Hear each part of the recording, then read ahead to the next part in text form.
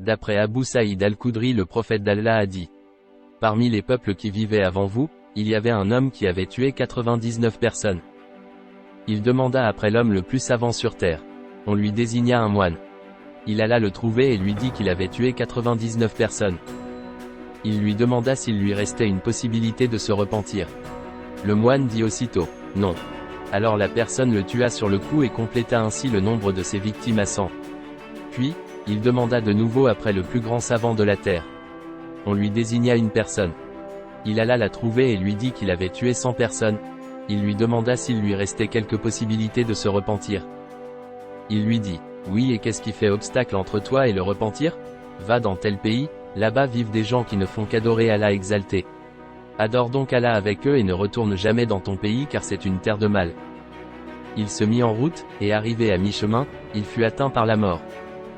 Les anges de la miséricorde et les anges des tourments se disputèrent à son sujet.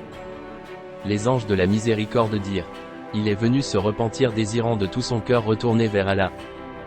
Et les anges des tourments dirent: il n'a jamais fait de bien toute sa vie durant. C'est alors qu'un ange sous l'apparence humaine vint à eux. Ils le prirent pour juge. Il leur dit: mesurez la distance qui le sépare de chacune des deux terres. Destinez-le ensuite à celle dont il est le plus proche. Ils mesurèrent et trouvèrent qu'il était près de la terre qu'il voulait rejoindre, alors ce furent les anges de la miséricorde qui lui retirèrent son âme. Selon les imams Boukhari et Muslim. Et dans une autre version, toujours dans les mêmes recueils d'Al-Boukhari et de Muslim.